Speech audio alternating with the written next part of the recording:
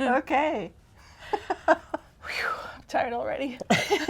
We just taped 500 or so bloopers. Yep.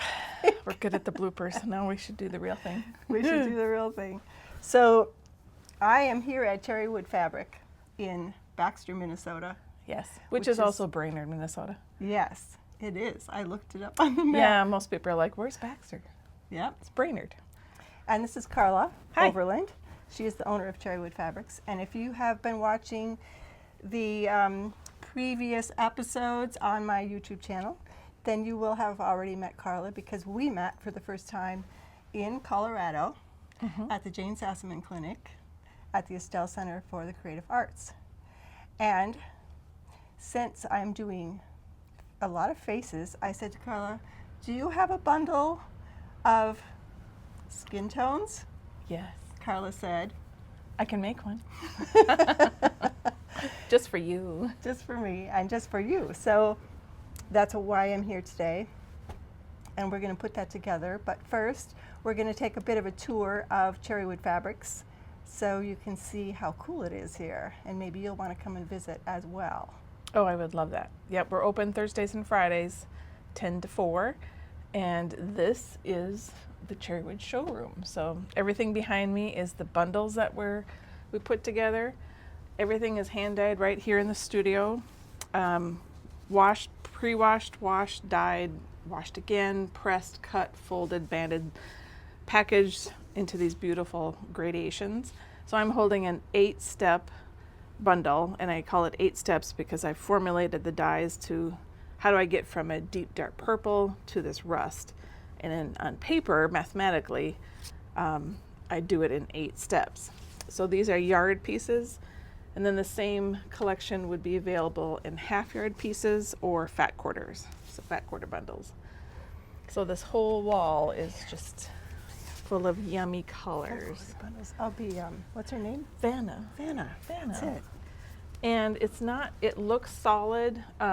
We can do some close-ups, but it's not just a solid color. There's depth and richness to it. We call it the suede look. It's got a tone-on-tone variation to it because of the special technique that we do. And that just makes everything much more rich. Very Don't rich. you agree? Very rich. The Yeah. first time, I remember the first time I saw your fabrics. I've known about Cherrywood forever, but I never experienced it. Or and I touched was, it. Or touched it. And I was at a workshop with actually Irene Roderick. And my friend Susan had all Cherrywood. And I was just like in awe. And you just want to touch it. You know, it's it been looked touched by many human hands. so rich. Yeah. Yes, so is- rich.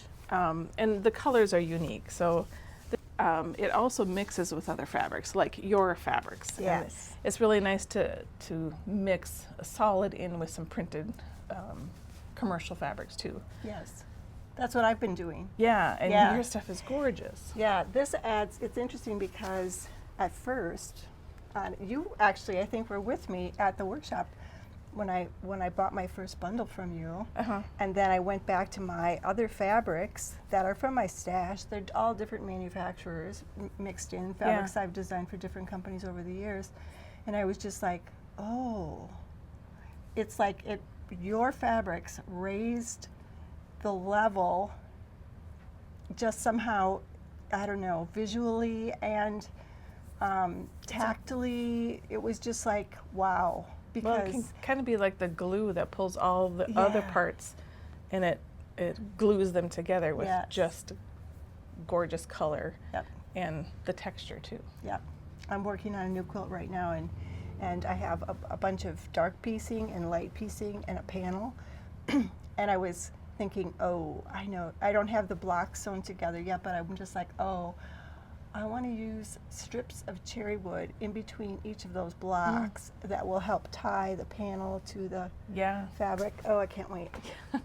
Okay, so I'm going to grab this and let's walk around. Walk around the store a little bit, yeah. Talk a little bit.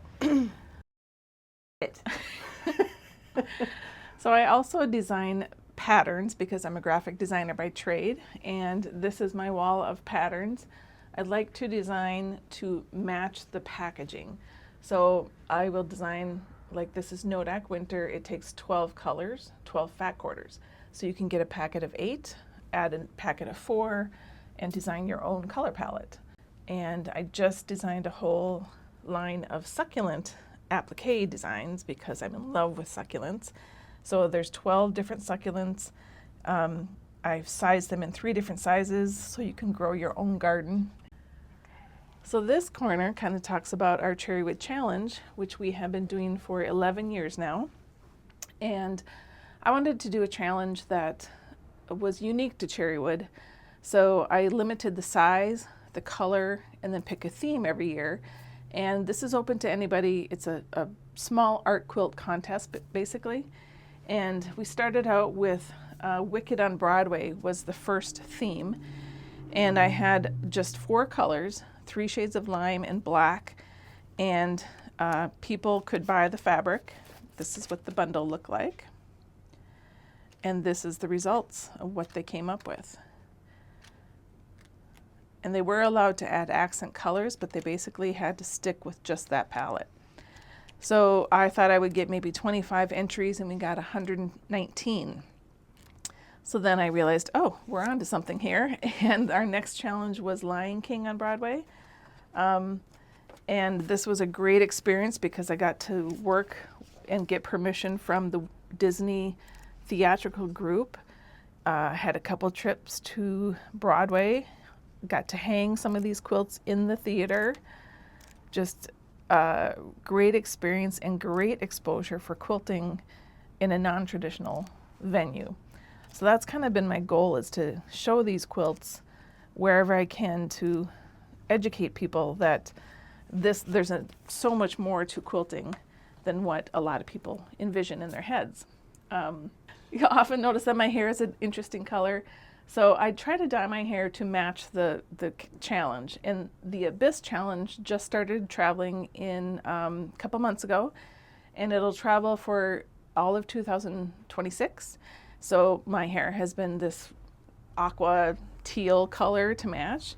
And this challenge turned out beautifully because there's a lot of handwork and embellishing and manipulating the fabric, and people are just coming up with the most interesting methods of how do you take this fabric that everybody started out with the same thing, how do you make it uniquely yours, how do you use all that education experience of all these classes and techniques that we've learned and apply it. And these quilts are only 20 inches square, so it really is a nice palette to experiment and push yourself and see what you can come up with.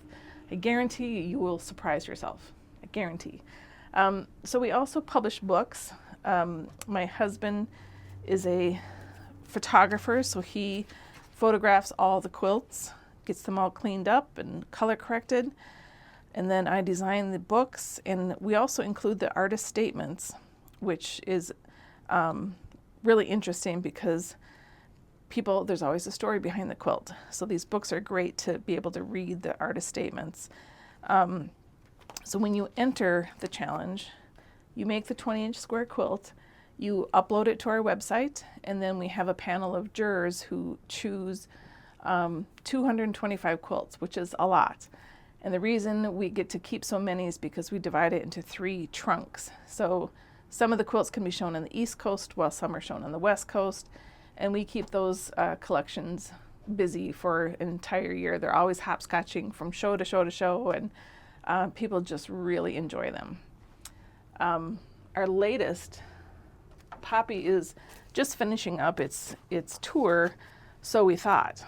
We just found out that these quilts, which a lot of them, because Poppy is the symbol for memorial, there's a lot of World War I remembrance kind of quilts in here. So we contacted Festival of Quilts over in England, and they're going to show these next summer in their special exhibits. So we're super excited about that. And we're also going to go over there and have a booth at the show. So we're going global. And these entries, by the way, they come from all over the world. We have gotten a lot from Japan, Europe. It's open to everybody. And it's really, and in fact, we get kids doing it now. So this year we actually have a youth section because get those young quilters trying new things and they come up with great ideas, so we really want to recognize the youth. And the current challenge has been really popular with kids because we call it story time. And this is the color palette. I kind of went with vintage colors.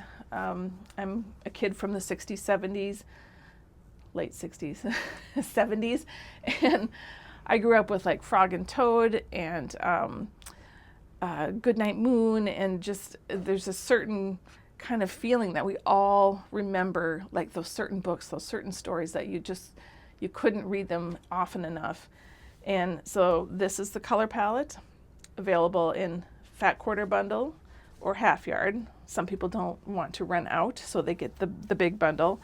And the rules, by the way, are tucked inside the bundle. So you'll have all the rules, which really aren't that many rules. 20 inches square, only use these colors. You can't add any other color fabric, but you can do any embellishment you want. So you can use ink and colored pencils and embroidery. You can use any color thread that you'd like. And this year we also have an additional packet. We call it sketchbook. So if you wanted to add like paper color and ink and black, so that's another option. So you could have 12 colors to play with. And then back here is our inventory room, or our room of color. So here again is all 200 colors. The bolts are ready to be either cut down and put into a bundle, or you can buy it by the yard or shipped out to quilt shops. Right now I have this quilt up. This is our block of the month, which is starting in January, and it was designed by Annie Smith, and she is a teacher, an author. She's been around forever teaching gorgeous traditional. Like I said, it starts in January, so we're taking sign-ups for this until December 31st. And the first month you'll get all the black fabric and the fabric for the first month, and it goes for 13 months. So we're super excited about that. And then this, every once in a while, I have time to play with fabric. So we have a subscription monthly program that you can sign up for, and you get about 1.5 yards to 2 yards of fabric, and I am playing. So I am playing around with scrunching and different dyeing techniques, and this last month I twisted fabric into a knot and then over dyed it. So this has been dyed twice, and you just get some really cool, it's almost like pumped up cherrywood, like it's cherrywood on crack. But I just love the surprising texture that you get with it. And then I also over dyed some commercial fabric, and this is something that I like to do. We find like a black and white print and then we over dye it in purple. So this was just a black and white spider web, and dyed it purple. They got a chunk of that in their collection, and then I think we put in a complementary color of, we call this wild cherry. So this is the suede texture. We want it kind of more like this, but sometimes things get a little twisted and go a little funky and get a little more wild. And again, it's just gorgeous, but it's not the traditional. So we set that aside and we call it wild cherry. Bundles ready to be shipped out. Oh, actually, I think this is the bundle that when I saw Cherrywood for the first time, and she was, I think she was using either that one or something very similar. Yeah, this one's called New Meadow. It's very, I'm not sure, but yes. This is a very Jane Sassaman color. It is. Actually, it's a very Jane Sassaman bundle. Right. Okay, Ooh. so here, this is where all the dirty work happens. This is our Cherrywood laundromat, basically. I've got 18 washing machines, and they're at work almost every day. We start early in the morning and we pre-wash the fabric first. Actually, let me show you how it starts. This is how the fabric comes into us. It's 150-yard rolls of muslin, and this isn't just any muslin. It's a high-quality muslin. It's got a high thread count already, and then by the time we wash it, dye it, wash it in hot water, shrink it up, it's got a Cherrywood ends up with a really high thread count. So we all know that that's really good. It doesn't fray as much. It's great for raw edge applique because it's not just falling apart on you. So the first thing we do is put it on this contraption. This is a measuring machine where it counts off, and then we can measure out our 8-yard pieces. And if you want to get a close-up of it, you know, it's your typical muslin. You can see the little seeds. It's a little bit a rougher kind of raw fabric, but that is also part of the secret sauce. So these machines, we have to have top-loading wash machines with agitators, and that's getting a little harder to find in the world. So I sometimes buy at rummage sales and get some good quality washing machines. We do have to kind of manipulate them to do what we need them to do. But the first step in the process is to pre-wash the fabric using Synthrapol. And this is we use it in several steps along the way. So Synthrapol will scour the fabric, prepare it for dyeing. And then on the other side of this trough that we designed, this is kind of interesting, all 18 machines empty into a trough. And then I only have to deal with one drain, and I have eliminated any kind of clogging. You know, washing fabric produces a lot of lint, so we can keep things a little cleaner.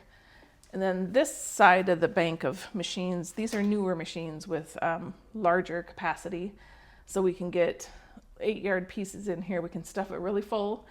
And then we mix up the dyes in a secret special sauce and we put the dyes right into the machines. And there's several stops and starts along the way. We're setting the dye so it's definitely bonded with the fibers of the fabric. But to get those really dark, deep, rich colors, we have to use a lot of dye. So that means we have to flush out any extra dye that isn't bonded with the fibers. So we do 2 rounds of washing with hot water to try to flush out that extra dye, rinse it out, and again, we're using Synthrapol. And we do recommend to use Synthrapol at home. We sell it in little bottles, and you don't need very much, but it just makes sure that any excess dye behaves. So then, after we have gone through all those cycles of washing, then of course we have to dry it. And these are my newest toys. These are industrial dryers, and they're larger capacity. And the best thing about it is they rotate clockwise for 90 seconds, counterclockwise, clockwise again. So that cuts back on all the tangling and twisting that you get, especially with these longer pieces of fabric. And then we can also set it to a specific moisture content, which is crucial because the pressing goes much better when all the fabric is at the same exact moisture content. I'm gonna take you over. We actually have another building. I've run out of space here, so I had to rent some more space for the pressing part of it, but we'll take you over there and show you that too. Great. Awesome. It's amazing. All this with just what do I have? 10 employees. So this is the second part of Cherrywood. We call this the annex. This is the overflow space because we ran out of space at the first studio. And I've got 2 to 4 workers that work here. And this is the place where we use the mangles. And mangles have been around for a while. Some of you may have had them when you were growing up, or your grandma had one. It's a rotary iron. So this part heats up and this roll moves, and the fabric is passed into the roller, feeds it through, so it's pressing it, drying it, and also they are inspecting it. So every piece of cherry wood has been looked at front and back side, which is very rare. So this is Josh, and he is using one of our mangles, and these have been around a long time, but this is a newer home version of a mangle. It's nice because he can sit down, but the limitations we have is the mangle's only 39 inches wide and our fabric is 45 inches wide. So he is taking the slack on the left side, and he'll have to run it through once. He's looking for any kind of flaws or anything that draws his attention. Then I'll have to flip it over and feed it through a second time. So again, every piece of cherrywood fabric has been touched by human hands many, many times, inspected by humans. So now he's flipped it over, sending it through again. And all this fabric that's on the tables here has already been run through the mangle, but he does it in batches because, of course, when fabric is wet, you have to get it dried before a certain time. So they mangle all of this. This was all done probably over the last couple of days. And there's 32 yards of each color. And then the next step will be spreading it out and rolling it on bolts. So we also needed this bigger space to have these long tables. So these tables are exactly 8 yards long, and that's how long our fabric is with a little bit of extra. And because of the hand dyeing, we do allow for shrinkage when we measure out the fabric from the very beginning, but things will vary a little bit. So we're very generous in our cuts. When you order and get a yard of cherrywood, you get a yard of cherrywood. It's not going to shrink to 34 inches. It's going to be 36 or maybe even 37. So we're very generous with the cuts. The fabric is laid out like this. This is also where we're testing color. Like once you see the whole piece, we can see if there's any twists or weird blotches. Sometimes the dyes don't dissolve how we'd like them, and they'll kind of sprinkle funky colors. So we'll splice that out. Those will end up being sold as grab bags or put into smaller pieces, so nothing goes to waste. Josh, can you roll a bolt? We have this sophisticated system of clamping the fabric onto the table, and then he can pull it tight and get it nice and straight. And he does immaculate work. Like it's amazing how much he has improved. And as we figured this all out, like we had to start from scratch. Like, where do you get cardboard cores? We didn't know.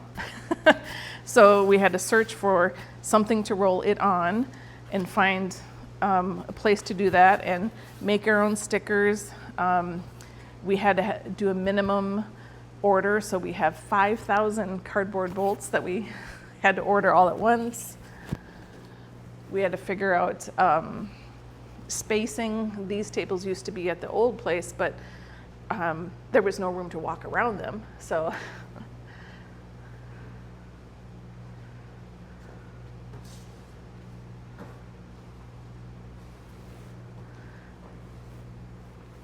it's also nice to have space for storage because there's a lot of equipment that we have for our traveling shows that need to be stored somewhere.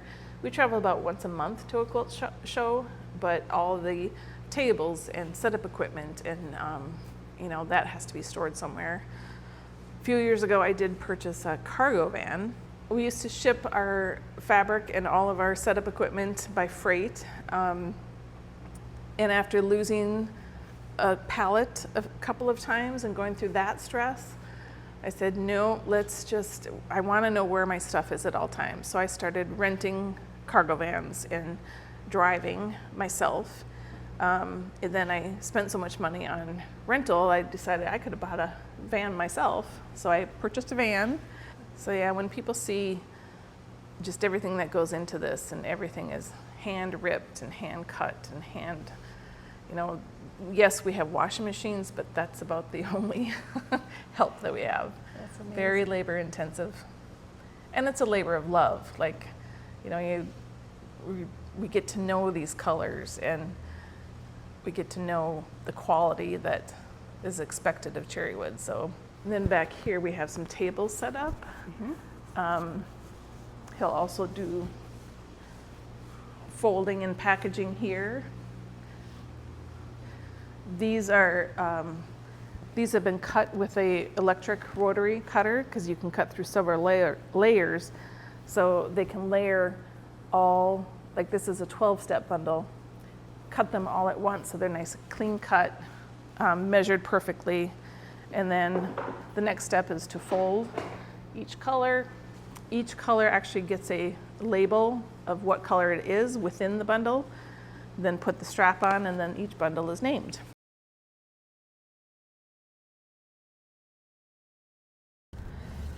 I don't know, you know. Yeah, like these, I see more yellow in them, but you know, some people have olive tones. This is beautiful. Yeah, I like this a lot. And this even, Oh yeah, I can see that. that's a beautiful gradation. It's like a puzzle. You can tell who the color expert is here. This is great. Yeah. What is this? Mist. Just a little bit. I mean, there's very slight differences, and I actually, some light colors I dye in a bleach muslin, and so you can't see the seeds in these because they've been bleached out, so you can see a little bit different. Put them on my hand. Yeah, I like where you can see the the natural because, you know, seeds. look at, there's dots Yeah, here. I have a few dots too. It's amazing. Where'd they come from? Yeah. And then this goes more yellow.